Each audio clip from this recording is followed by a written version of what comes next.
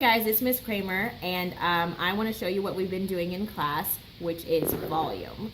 So if you take a look at my paper here, I'm going to be doing it by hand this time. I have this rectangular prism with the length of 1 1/4 inches, the width of 1 inch, and the height of 1.5 inches.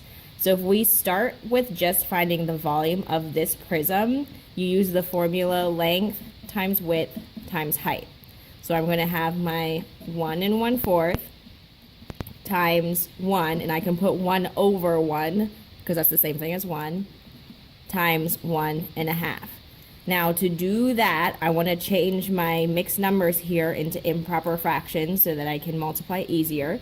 So I'm going to change this one. If I do 4 times 1 plus 1, I have 5/4 times still 1 over 1 times 3 over 2.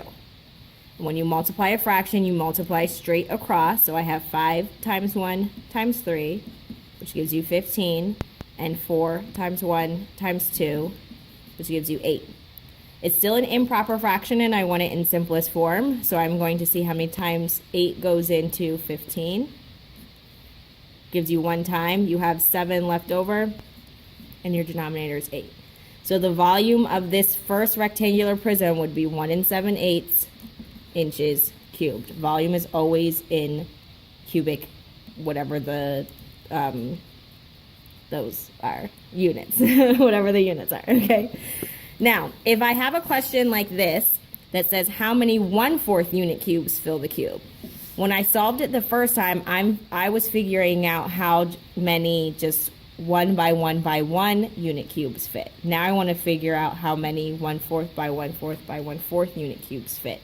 So I'm going to take this rectangular prism and redraw it here so that I can make my new length, width, and height. If I'm trying to figure out how many 1/4, let's see if I can do this better, 1/4 by 1/4 by 1/4. I'm trying to figure out how many of those fit in here now.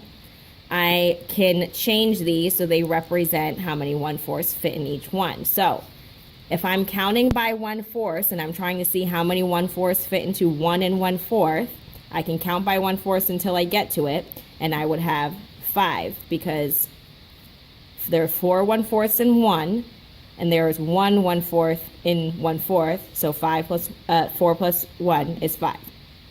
There are 4 1/4 in 1, so my width becomes 4. And there are 6 1/4 in 1 1/2. So now that I have my new rectangular prism, I can do volume the same way I did before, length times width times height. So I'm going to do 5 times 4 times 6, and that gives me 120. So this 120 is saying that 120 fourth unit cubes will fit into this original rectangular prism. I hope this video has helped you. Make sure you're asking questions in class if you're still confused. Thanks.